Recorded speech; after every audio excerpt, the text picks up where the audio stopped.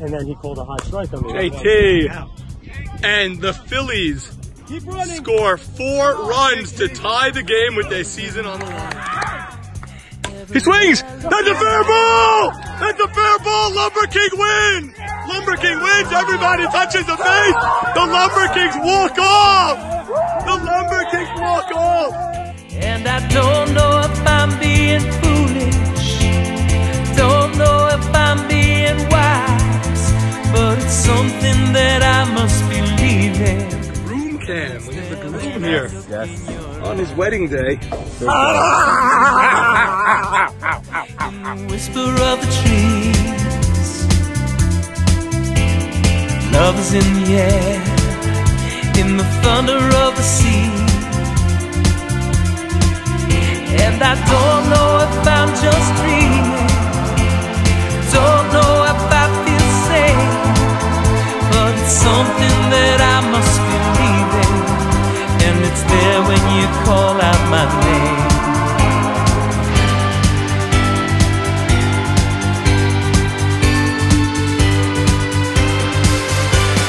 Love is in the air, love is in the air. Oh, oh, oh. On back with David Farka, rookie captain, Los Caballos. Farka, in my opinion, started off real strong. He was cool and calm on Wednesday night. He was sitting back. He only had 1 pick. He wanted his friend Mark Braha. He got his friend Mark Braha. He was very happy with that. He came back on Saturday night, our first ever Saturday night draft, which was phenomenal, by the way. And he went with Lee Zakaria in the 3rd round over there for second base. They're all friends. They're all together, so they'll have good chemistry right over there. He came around in the 4th round and took a big bat in left field, El Sata. In my opinion, at this point, I sort of like the team. They have guys that this is just my opinion.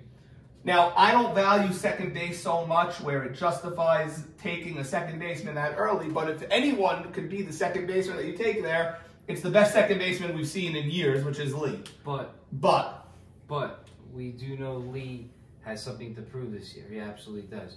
His last 2 years, the ball that's coming off his bat has not been the same. And I think he would even admit it. He needs to be better, and I think he knows he needs to be better. Defensively, he's been great, and then he's had a couple of rough games, but that's normal. Everyone has that. That's fine. But his offensive, the way he's been. He used to be, he'd come to the plate, you'd fear Lee, and now you're not fearing him anymore. In a big spot, you still fear Lee. Yeah, his clutch. In a big spot for sure. If you need a base hit, he could still hurt you. Listen, in the top of the 16th inning, in the biggest game of the year, this guy came through with a big hit or a sac fly or whatever to give Threat Level Midnight the lead in the top of the 16th before they blew it in the bottom. Yeah, before they gave up 2 in the bottom. You just don't want to see him. When the game's on the line, you don't want to see Lee. I literally, besides Farka, I want to see anyone else on this team. But he has, I'm going to circle him, he has to have a big year.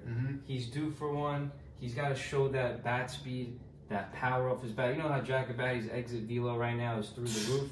His is going the other direction. Really? Yeah. Well, he claims he hasn't been so healthy last year. We've heard this story a million times from everybody, and he claims he's healthier than ever this year. So let's see how he does. But you're right, he was a 3rd round pick behind Farka and Mark. I thought Mark handled batting behind Abadi excellent last year. They kept walking Abadi, and he didn't care, and he got up there, and he just kept hitting. I thought he did great in that role. On the flip side of what I was saying about Lee, Mark, I used to think he was like just a regular player, and he took himself to another level. He's gotten better defensively as well. His battle, his defense is, to me, has always been great, but now his bat is up there. It's almost. You've always given him a hard time on defense. He's really always been gold glove. I saw differences in this past 2 years that I didn't see previously. So maybe I just caught him on bad days. I never realized how good he was defensively. There are bad days. I've seen Bo Shama make a bunch of errors.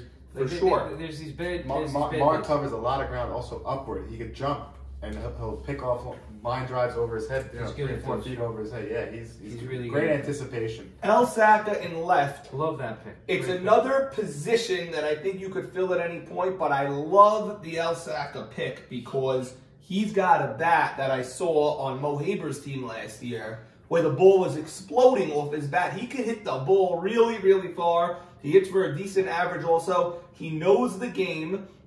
He is a little bit injury prone with the braces and this and that, the knee brace and this, there's always something going on with him. But if he could stay on the field and everything, he is a committed guy. This guy watched the draft. He was in Italy.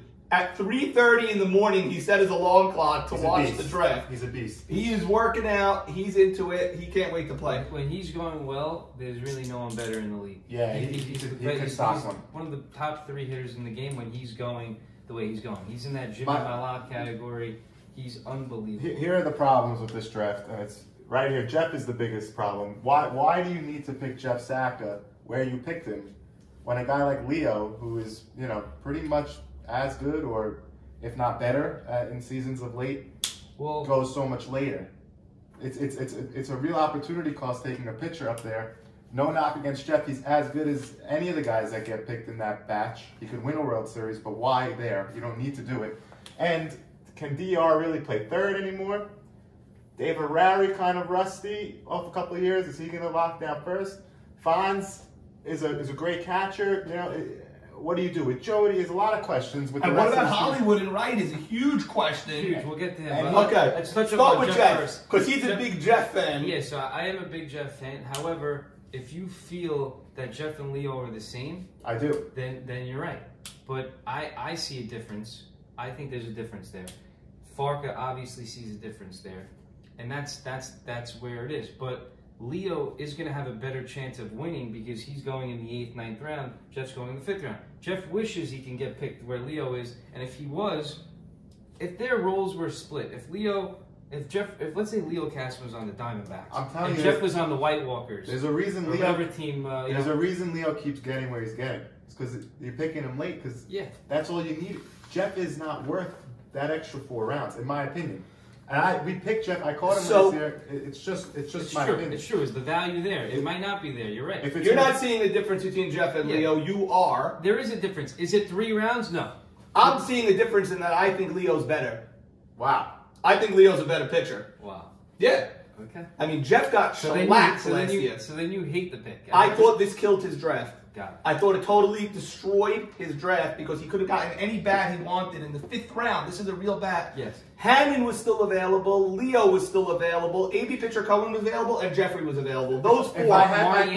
Marty Antony was also available, which is why I don't like the pick. Crazy. Give me Marty over here and El Saka over there and Leo over here, and now I'm talking championship team. Right. And here's the worst part is that he picked again in a couple of picks, and the question is, would he have still gotten Jeff on that next pick? And it's probably likely that he would have. He started. He could have got Hannon. But he would have got either one. He started the domino effect. Right. Once Jeffrey's gone, Hannon's going to go. I just want to make clear, of those guys that we're mentioning, Jeff Saka is my, if I could pick one, I'm picking Jeff Saka. Of all those guys. Gotcha. You're saying Leo's better, that's fine. I'm just saying why there, it's not worth it. Right. You don't see the value. I hear that. So I agree with you. I don't think it's a 5th round Jeff Saka and an 8th round Leo.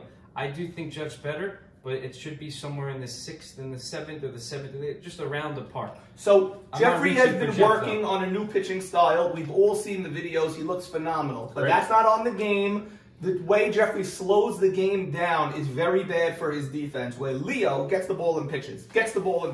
He's not striking anybody out, Leo. He walks too many people, but he gets the ball and pitches, and his defense is engaged. With Jeffrey rubbing the dirt and this and that, I was at KJ the other day, and he was telling me, wait till you see how fast Jeffrey's throwing. I go, yes, when the ball leaves his hand, it's going fast, but in between every pitch is torture. It's too slow, and it kills the defense, in my opinion. Okay, anyway, those are our opinions on Jeffrey. Just where it was in the draft, I didn't like it. You could have got him later if you wanted him. Yeah. And I don't know why you wanted him over the other guys that were available, but that's up to Farka. Farka clearly wanted him, so he's got to live with that, and I'm sure he's fine with it. He's going to say we're way off.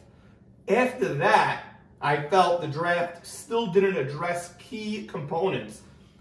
Third base is a huge position in my eyes. huge.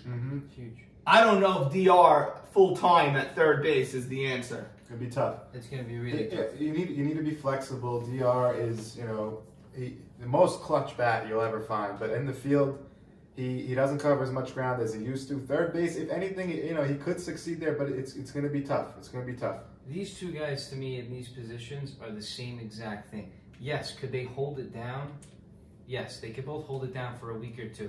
But over the course of a full season, there's going to be a lot of... Here's what's going to happen, guys. There's going to be a lot of issues. There's going to be issues. By the way, Dave Harari is a long bat, but not a good fielder. No. I don't care what anyone says. You take Joe Ashkenazi. Juju could field. You put him at short center. Yeah. You move the best short center that we have, which is horrible to do. To third. But you have no choice. You move him to third, and you move DR to first. Yeah. But you're not maximizing Soroya now. You drafted Soroya to lock up your short center, and you have him out of position. But because of the way this draft went, I don't see that you have any choice in the matter, unless you're going to go to bat with DR. Or do you groom Juju to be a third baseman and just drill grounders at him? He could be molded, and he could do it. If you can do that, then you scored. Then you scored with the Joe Ashkenazi pick. He could do it. He's determined, and he works. He works. Let me tell you something also. This team, like drafting Hollywood where they took him in the 7th round, is the classical mistake by a rookie captain. Yeah. Wow. Because I'll tell you why. Because Hollywood last year was phenomenal. I mean, he should have, I don't know if he won comeback player of the year, but he obviously, or most improved player, but they should name the award after him. That's how most improved he was and how special he was. Excellent. Delivering big hit after big hit, special. He had more big hits in one season than people have their entire life. He had a great catcher. However, he's a role player, and this is where a lot of people captains make mistakes. A lot of captains, and I'll get to others that made mistakes too. That made the same mistake. When you're dealing with a role player, you have to make sure you draft him as a role player. You can't just see someone. You can't draft a role player as a player that's going to now be part of your top players. And that's what he did here. He took him in the 7th round, and now they're expecting a lot out of him when you're not supposed to expect a lot out of him. He's also an adventure in right field. Yeah. He's an adventure and a half in right field. Yeah. And who are you moving to the outfield if some guy is missing? They don't have 4 outfielders. Every single draft, every single year, teams have 4 or 5 outfielders. You need to have the flexibility. Guys on my team complain to me. They go, Jack, because I always draft 4 outfielders. They say, oh, but, you know, I want to play full time. I say, yeah, you deserve it, but what am I supposed to do? He has to play. This guy, he only drafted 3. Right. And you know, some say he's not an everyday outfielder. He's a platoon. I don't think he's an everyday outfielder. I thought he was a great catcher, but to have Fonz, you can't put Fonz anywhere else. What are you doing with Jody on this team? I guess you got to give him 2 at-bats because he's not fielding unless he gets first base. Yeah, he'll be DH. Okay, and so, JT, what do you give this team? It's such a broken draft. It started great, and then to me, it hit a brick wall. To me, this is one of the weakest drafts in terms of, you know, just overall just making selections and setting up, you know, only drafting 2.5 outfielders and not really drafting a true third baseman. So it was a very weak draft. However, the team, you know, I could see them winning some games. They're not a terrible team. I mean, you still have a lineup of Farka, Mark, Lee, Elsaka, Hollywood, DR, Harari, Joe Ashkenazi can hit. You still have a good lineup on this team. I give this team a C+. I probably have them just missing playoffs. You're great over there, JT. Missing the playoffs. Missing the playoffs, you just said. Farka has won the World Series 2 years in a row. You have him missing the playoffs, even though 6 teams make the playoffs. 6 out of 8, so he'll be anywhere from the 6, 7, or 8 seed. Maybe he just gets in. Jig, any final words on this squad? Yeah, I give him a flat C. Okay. C flat. So that's it's a matter of you know, the opportunities in the draft that they passed up. You know, Farka got his guys, and if he believes in these guys, then they'll succeed. So I'm not going to give him a terrible grade, but it could have been a much stronger team. I love it up the middle over here. The Farka, Abe Soroya over there, Lee and Mark. I love the up the middle. I don't love down the sidelines. The Harari and Hollywood and the DR and Elsack is fair in left field, nothing special. And then Fonz at behind the plate. The Fonz Jeffrey. I mean, could you get any slower? It's just gonna be long Sundays. Before you give your grade, just so you know, like he had a stretch in the draft where he went Jeff, Saruya, and Hollywood. Those were his middle 3 picks. And Yeah. if you take these 3 and you put them up against the other teams' 3 that were taken at the same time, Yeah. Those 3 would by far be the worst. My biggest problem here is I love Farka so much. I love this guy. Phenomenal. I may draft him 1 overall if he was in the draft. He's so good. Let me give He's Farka so some good. kudos.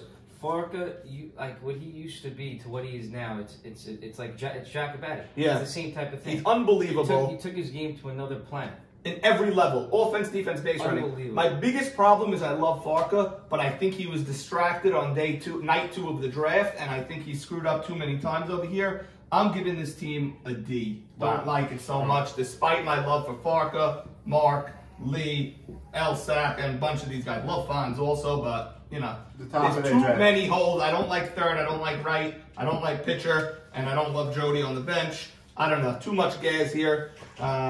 And we'll see how it goes, but I don't love the way Farka ended this out. Guys, let's come back with another squad. And it's there when I look in your eyes.